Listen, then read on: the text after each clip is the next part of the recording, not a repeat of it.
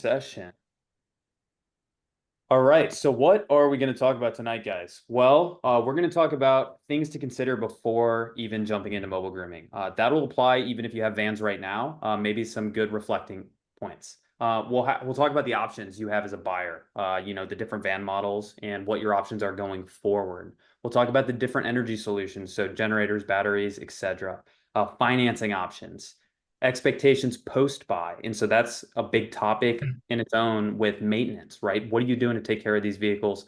These are assets, right? We want to make sure that they're not depreciating like a rocket ship heading straight down, right? We want to try and keep that value high for as long as possible. We're going to talk about how to be successful, just general practice tips as a mobile groomer. We'll talk about some common mistakes and misconceptions when it comes to mobile grooming. And then Chaz will give us his crystal ball take on where he sees and where the Wag'N Tails team sees the future of mobile grooming heading. Stick around till after this because Chaz will do a little, 20 to 30 minute, what we call like a workshop going through all of these best practices. But the best part will be the last 15, 20 minutes when we'll unmute everybody's mic and we'll just have an open, honest discussion from all of us here, from all walks of life, filtering through some of the questions, and you'll have your chance to ask or tell any questions or stories related to mobile van ownership. So without further ado, Chaz, I'll turn over the floor to you. I'll be manning the slides, and so feel free if I'm going too slow to give me a little holler, and I'll go to the next one. Otherwise, it's on you, my man. Sounds like a plan. Oh, and if you guys have anyone in the crowd, if you guys have questions during this, throw them in the chat.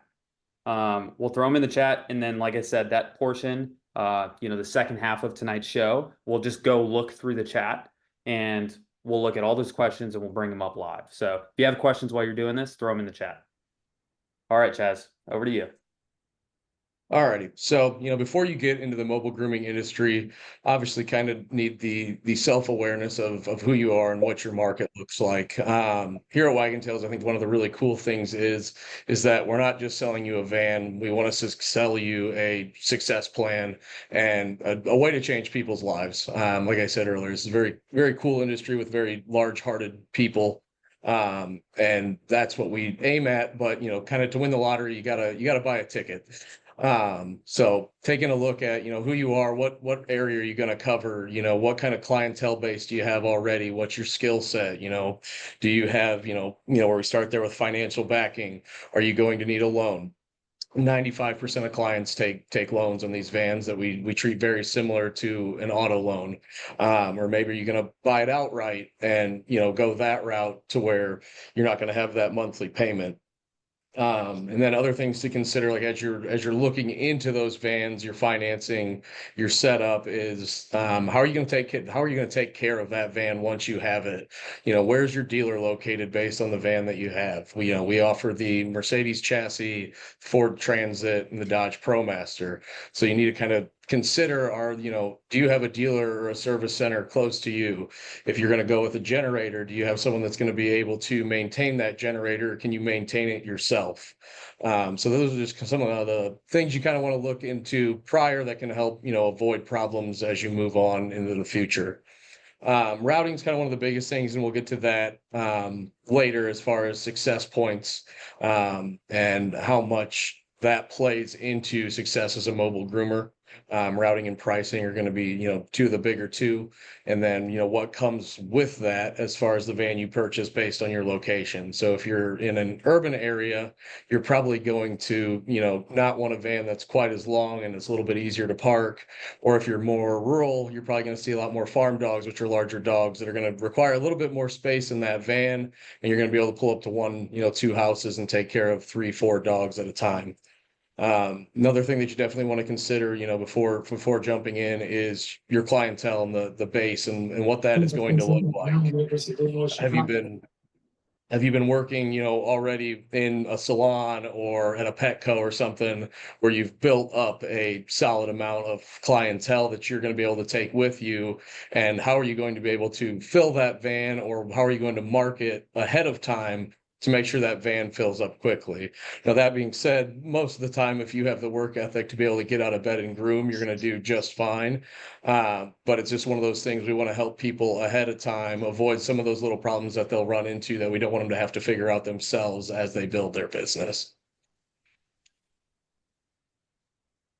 So kind of looking into what we do as a company and what we offer, the van models and features that we have, basically our competition, the way we kind of look at things is, some people do have the skill set where they can go out, buy their own van and customize it, which if you've got that skill set, hats off to you. If you buy one of our vans in the future, that's going to make your maintenance a lot easier. But something to kind of consider with that is your ability to resell that van, get that van insured, etc., becomes much more difficult. So we try to make the van fit to, each groomer's needs with the customization packages we have, different things that you can add for the dogs, let's say like mini clipper vacs, etc. It seems to be 35% of our clientele that they've always used it and always will use it. And some people have never had it and they never will.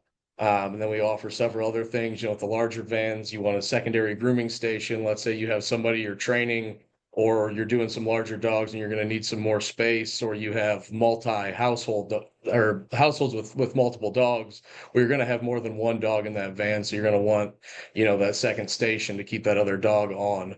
A lot of the other stuffs we offer, and we've kind of made a lot of them standard now. It's kind of, the stereos, extra ventilation. As we know, the humidity within a van is kind of the biggest issue that most groomers run into is it does get hot in there. So we do kind of play to that and make sure that our groomers have what they need to be successful based kind of on the area that they're in. So, let's say if you're in a New York base, colder climate, Chicago, our area, you're definitely going to want our antifreeze system. Whereas if you're in Arizona and Texas, that's probably not going to be as big of a deal, but then the ventilation becomes more important.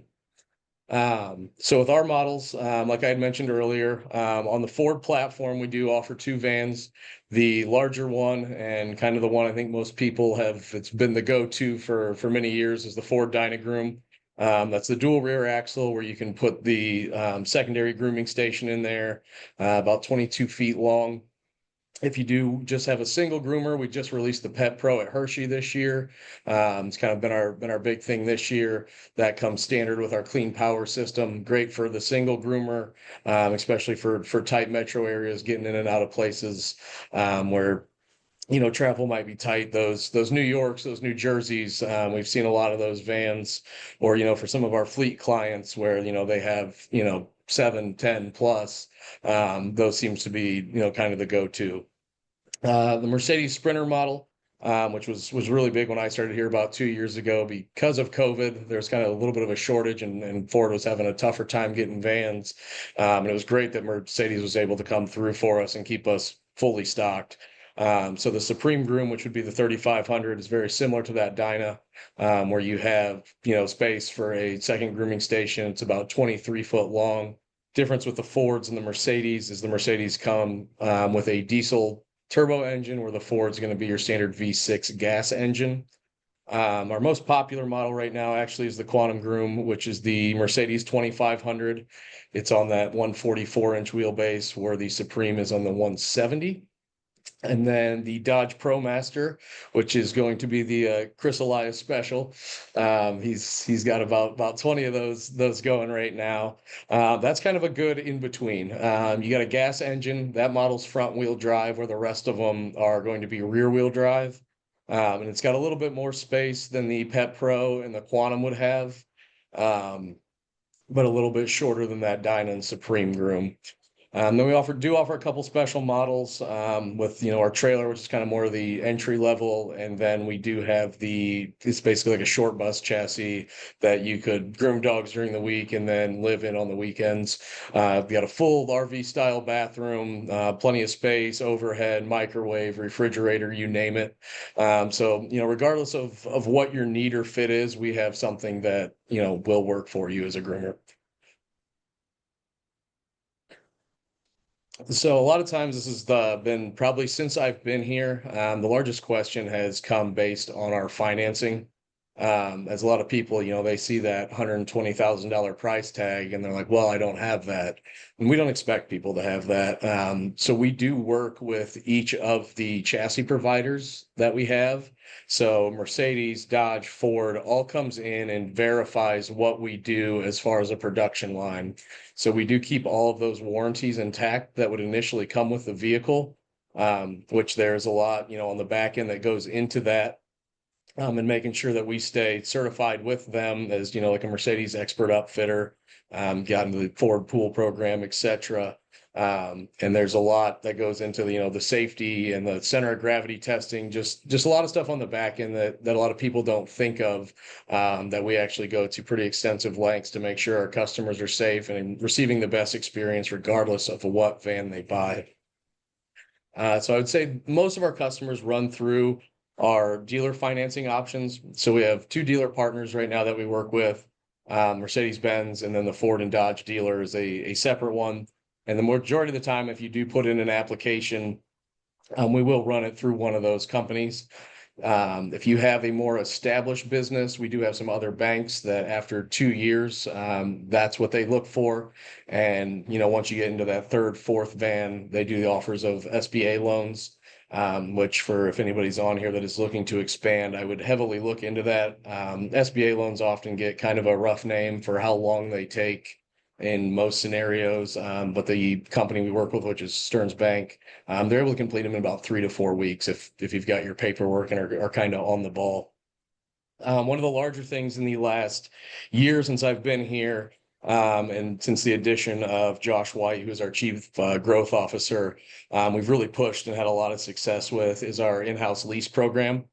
So this is kind of something for people, let's say, coming out of PetSmart, or you're just getting into grooming and you maybe don't have that extensive credit history or the help of mom and dad to back with, the financing.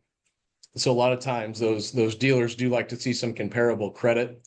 And by that, I mean, let's say, per se, a mortgage or a high dollar auto loan.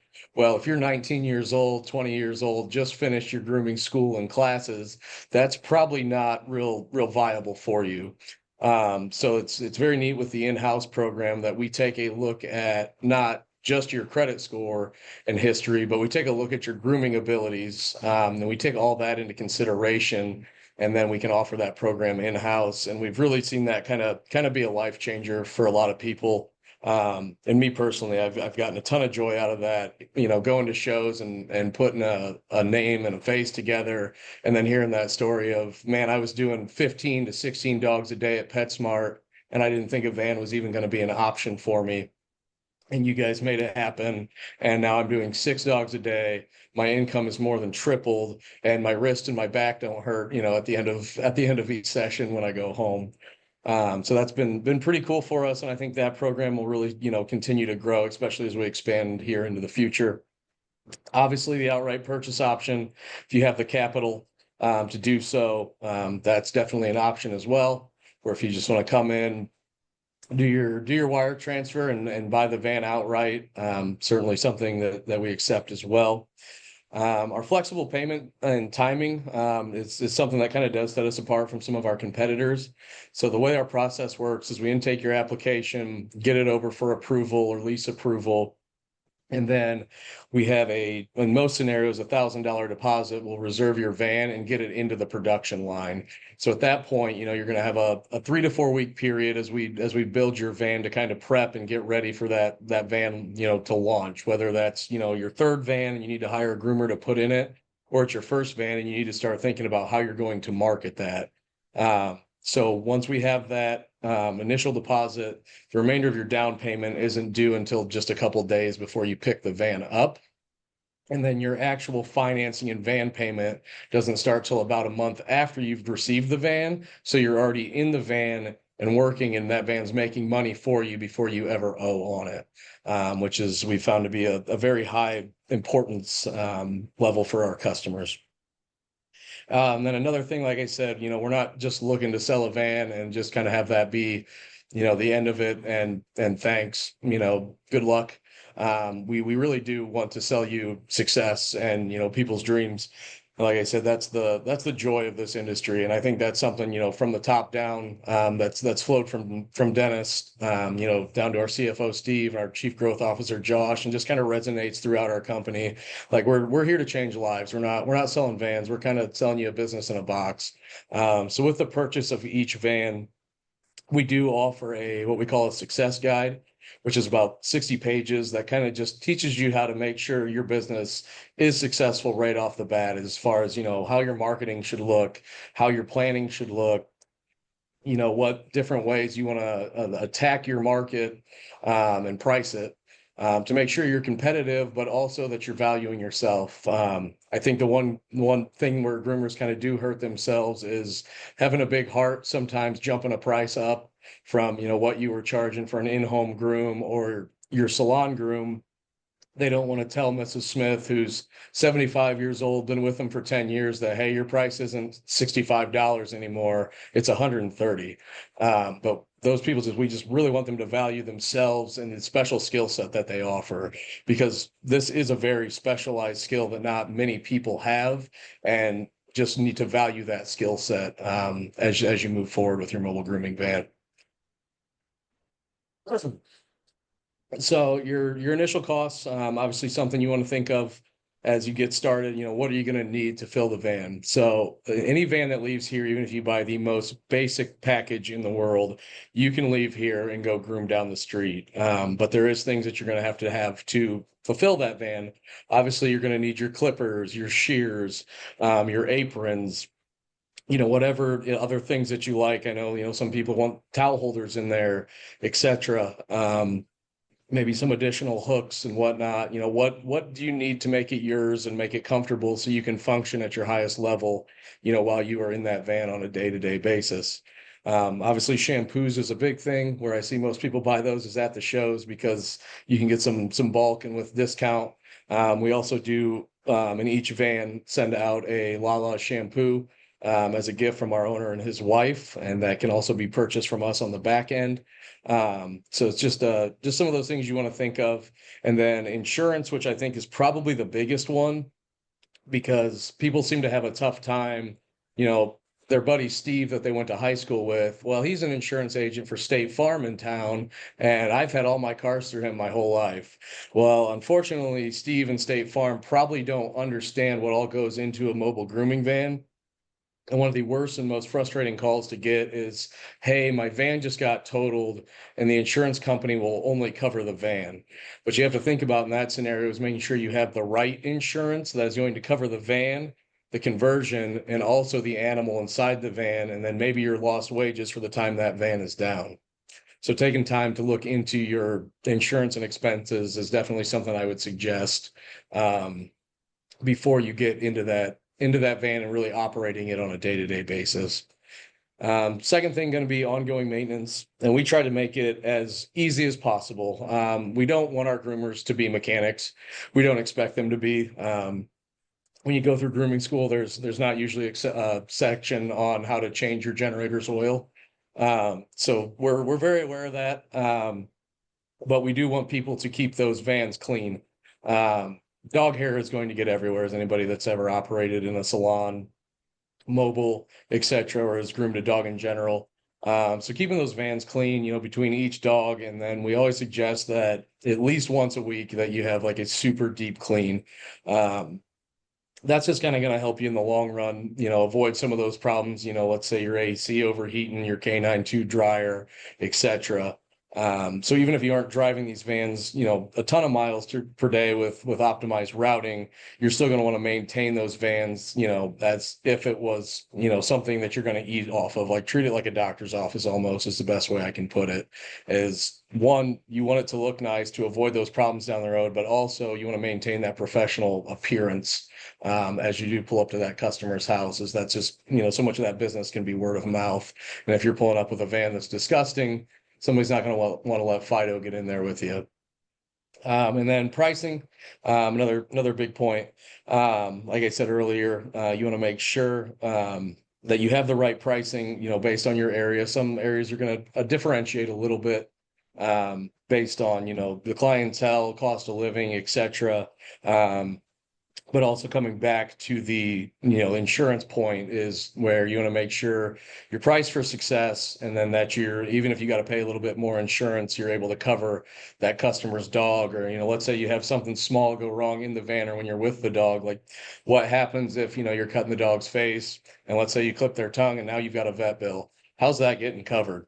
So you want to make sure, your insurance is set up, or that you have put the funds back to make sure that you can cover some incidentals that may arise as you start grooming. So the keys to success, business plan, know what you're going to be looking at from the get-go. And we do offer this up front. My information will be in here at the end of, some of our national average. So for example, like for the smallest dog to get in our van nationwide, the average is $130 just for the groom, not with any add-ons. So as far as that business planning, scheduling and understanding costs, that's something we offer up front to make sure people are, successful as they get started. About anybody I call now that has a mobile grooming van, if I get their voicemail, it says they're no longer taking clients. So you are probably going to fill up maybe quicker than you expect, which is a great problem to have, but can also be overwhelming and kind of create some conflicts if you don't have your payments set up right, or have your insurance and everything set up to where you need to be. And then before you do get that van, how are you going to attract, that clientele? Or once you get that van, sorry. A lot of times we suggest, go park it in the busiest shopping center that around your area for a week or so. Drive it around with your graphics package on it. You're a constant mobile billboard. So just make sure those areas that, you want to service and where you can keep your routing tight, that you're paying special attention to those. And then again, once you start getting into actually driving your van and getting into those subdivisions and communities, Mrs. Smith's getting her dog groomed and her neighbor's going to see that, and then they're going to want their dog groomed. So it's one of those things that's awesome if you can end up to the point where, you're in one cul-de-sac grooming 5 dogs. That's an ideal day. And great for your bottom line as well. Another part that we suggest for community engagement, pretty easy way to advertise yourself when you get your first van. Go call local humane society, hit up some news outlets, and let them know you're going there. That's a great way to not only serve the community, but get yourself some free advertising. You're going to go there, you're going to get some dogs adopted, you're going to create relationships, and then they're going to put you on the news, on Facebook, etc., where your van and your business is getting free marketing. Chaz, I realized I buzzed past maybe the most important slide. The battery regenerator. Well, that's all right. So as we were talking about earlier, once you're into the, process of you've applied for a van, making that decision of how you want that van to be powered, is going to be one of the big ones. So I would say we're now at about 70% of our customers have gone to our clean power system, which is our lithium phosphate battery. We got a 3 battery bank in the back with 1200 amp hours. You just plug it in nightly to a 30 amp plug. And this will get you about 8 to 9 hours of grooming a day. And that's if you're running everything, full bore, etc., with your AC, your dryer, etc., as you go, your water pumps and whatnot. But if you're going to call in and tell me like, hey, like I really grind it out, excuse me, for 3 days, and I do, 10, 12, 15 dogs a day, that's where a generator is still going to come in handy, because as long as you've got fuel in that, you're going to be able to keep running. But the reason we've seen the transfer from the generators to the battery is, the cost savings for the most part. Generator expenses have definitely gone up, and finding mechanics to work on those has been tough. So the downtime alone is something that a lot of people don't consider, that when your van, is going to need serviced, that's a day that you're not working. So if you're down, you're not only losing that money, but then you have to pay a bill at the end of it. So the clean power system prevents those, downtimes where your, van's in getting service, generator maintenance, etc. Over the past 2 years, we found on average that it's saved, switching from a generator to our clean power system, has saved the clients about $7,000 per year per vehicle.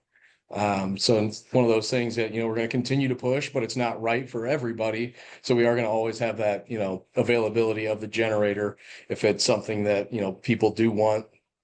for, it's pretty much like a Tesla. If you're plugging it in, you're going to add a little bit to your electricity bill. So yearly average is about 672 to charge the van every night. Um, but some of the other pros that we're seeing is, the reduced noise. There is no noise that comes with the battery system. So a lot of times, if you've seen us at shows, we're running our van full bore, we can turn on the dryers, we can turn on the AC, and there's no noise running with that. We're not idling our vehicle to be able to do that. So we can function in any scenario, which a lot of times is definitely something in HOAs that we've seen is a huge advantage for people.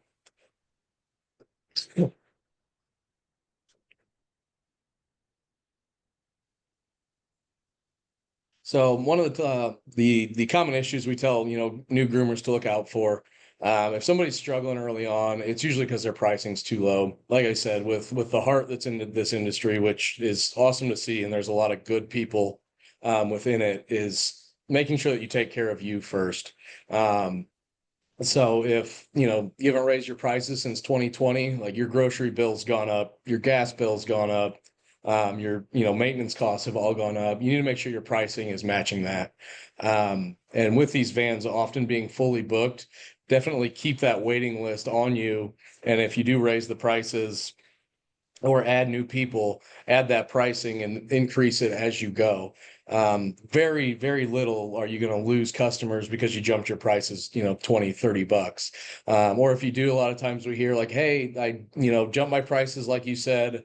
I lost 2 or 3 people. They had somebody else groom their dog and then immediately called me back. And we're very willing to pay that extra 20 or $30 to get the quality, or to just see the individual as a groomer. Some of our most successful groomers aren't the most talented in the world, but they have, the gift of gab. And sometimes the clientele is just as happy to see that groomer, as they are to get their dog done, because they don't know what a show groom looks like. They know that when you finish their dog, that when it gets in bed at night, it doesn't stink anymore. Um, so it's definitely something that you can, learn from the experiences that other people have had, to keep your, operation running smooth. And it's definitely a good idea to always, plan for downtime or, issues with the van. One of the ones I go to is like absolute worst case scenario. In New York, I have a gentleman named Charles Swashow, who's pretty big on Instagram under the Supreme Groomer. He purchased a van from me with his wife Stephanie about a year and a half ago. Within a week or two, there was a Mercedes issue with the computer on the van, wouldn't start. He was down for 3 to 4 weeks, and he had closed his brick and mortar store, gone full bore at it, and he had done a good job creating other relationships where he could go assist some of those companies that sell at shows, etc., to keep that income going. But it's always smart to make sure you're putting back some of that money that you're making on a month-to-month basis, just to prepare for the unexpected. We've seen in certain areas like Florida, I know Chris could speak to this as well, where a hurricane or a tornado or some natural disaster takes out your van. So all of a sudden you're down now for 2 to 3 weeks until you can get that replaced, or you're dealing with insurance, trying to get that insurance, for them to get a quote and send you the check to get that new van. So how do you prepare for that and make sure that if hard times do come, that you're already stable in that scenario or have some sort of backup plan? So for the future, right now we're kind of at the point where salon and mobile, salon's at about 75% of groomers and mobile is at about 30. Kind of what we've looked into, and Josh, our growth officer, has done a lot of research on this. We're kind of seeing in probably the next 2 to 3 years, it's probably going to make more of a push to that 50-50. With COVID, that kind of pushed our business as people look more for that convenience factor. You've seen the growth of things like Uber Eats and DoorDash, where convenience is really important. There's a lot of those 2 income households where taking their dog to a salon, dropping it off for 2 hours, hanging out, and then picking the dog up, that just doesn't work anymore. So the convenience of being able to have somebody show up to your door, even if you're not there, because a lot of our groomers have built such a good relationship with their clientele that they just leave the key under the mat. Hey, dog's in the laundry room. And They come in, drop it off, say, hey, your dog's done. They get that charge on their, whatever mobile app that they're using, and then they go on to the next one. So like I said, it's a relation-based business, but again, a convenience business where you can offer more for your services because you are providing that convenience to people that, definitely see a need for it. Also see a need a lot of times with, older clientele that can't get their dog in their van. Or maybe the dog is older and, doesn't like getting in and out of the car or is nervous with dogs if they're at a salon and there's 8 other dogs there and barking. Um, so I think we're going to see a huge push here probably within the next 2 years where mobile kind of evens up with the salons, or the salons start adding mobile to their business. Um, and then, as we look kind of forward with our vans, whether you guys know it or not, I'm sure many of you guys do. We're on all those Facebook pages, reading, not just our customers, but mobile groomers in general, what they're looking for as we move forward. We listen and we want to make our vans, as useful as it can be for the groomer. Just some example, this year we went away from the bubble trim that we had around the edging of our, cabinets and seams in our van to a flush mount trim that was easier to clean. And that was strictly just from reading Facebook posts alone. So we definitely are listening, and we do enjoy hearing from our customers. It's nice. We do have, groomers in-house, and we do get a lot of feedback, which we always appreciate. And we continue to work toward, what the future of this looks like. We're going to continue with our clean power system, as that battery system has been so strong for us. And look, how do we make it stronger, get more hours out of it, or how do you run more things in the van? Some other fun things we're playing with is how do we add the cool factor? A lot of kids, with most of our clientele being younger, female based, they want unique. They want audio, they want sound, they want their flooring to look a certain way, or their graphics and walls. So we're constantly looking into different things to make sure we're giving our customers what they want and sticking with modern trends.